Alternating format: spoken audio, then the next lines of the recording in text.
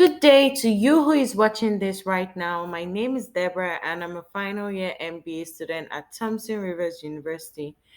I'm going to be sharing with you a success story about both Nigeria and all that they experienced as a company through the pandemic.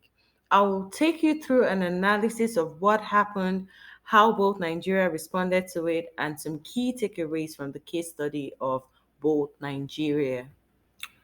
Bolt was founded by 19-year-old Marcus Villain as a taxi dispatch solution, and it was initially called Taxify.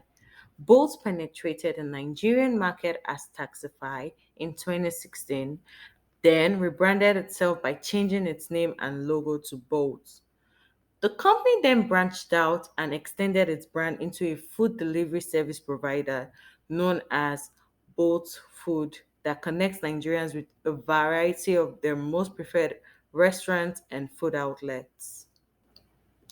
There are several opportunities both Nigeria exploited that helped it thrive through the pandemic.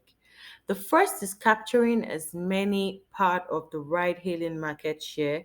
This led to Bolt becoming the largest market shareholder of about 60%. As I explained earlier, Bolt also extended its brand to Bold Food as restriction of movements and prioritizing safety made people order food more. Bolt also extended the line of its ride hailing business into tricycle rides in Uyo State, Nigeria, and also to provide a more affordable means of transportation. The company also customized mobility for corporations such that their staff could select the company on the app to be liable for their ride payments. Both did not lay off any staff during the pandemic. There are several problems both encountered during the pandemic. One of the problems was how the Lagos state government imposed unfavorable regulations both on boat and boat drivers. I will explain this more in the analysis. Evaluating both Nigeria during the pandemic using the SWOT analysis reveals that its strengths included having the largest ride share of the ride hailing market, and they were highly innovative.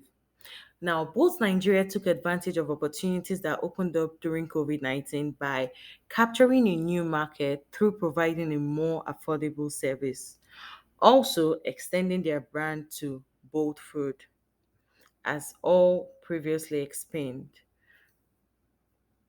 Weaknesses for both Nigeria include not having a safety ride sharing feature in its app, which Uber its competitor had, and a demotivated workforce. Threats posed against both Nigeria in Lagos State include government regulations demanding operational license and renewal fees of about 25 and 10 million naira respectively. Also, a tax rate of 10% on each boat driver's trip. This government's regulation was going to increase costs for consumers and boats at large. Drivers were forced to revolt because the regulations led to lesser earnings for them. The lesser earnings resulted from boats trying to keep fare costs low for consumers, but the drivers still having to pay 10%. In a further analysis of what happened and how, we will analyze from a marketing perspective what happened to both Nigeria during this pandemic. First, consistent rebranding. Secondly, brand extension, as explained previously. They also experienced higher costs, which became a threat, as Kotler and Keller 2016 suggests that an unfavorable trend in environmental forces that results in a higher cost is a threat. They also had a demotivated workforce of drivers, rated them poorly online, and protesting due to the unfavorable regulations. Now, how did both succeed through all these occurrences? First is by building and expanding their brand, also through innovative offerings for corporations. Both had zero layoffs, unlike its other competitor, Uber, in the Nigerian market. Bolt provided its drivers with incentives such as insurance and an opportunity to co finance vehicle purchases. In conclusion, both Nigeria still possesses market leadership in the ride hailing industry in Nigeria despite the pandemic. The company has survived by consistently reinventing its brand and offerings.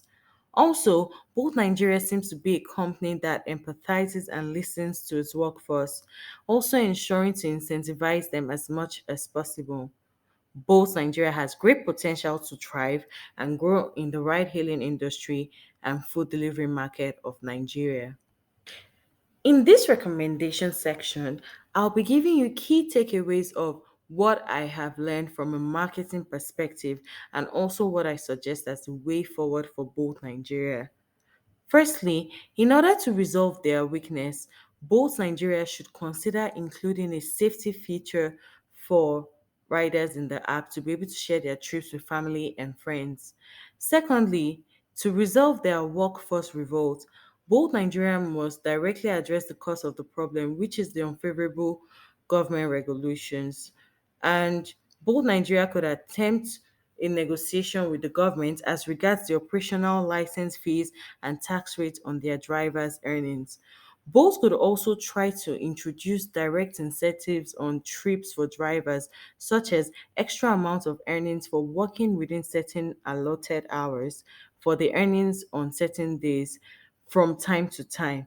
This could boost the driver's earnings temporarily.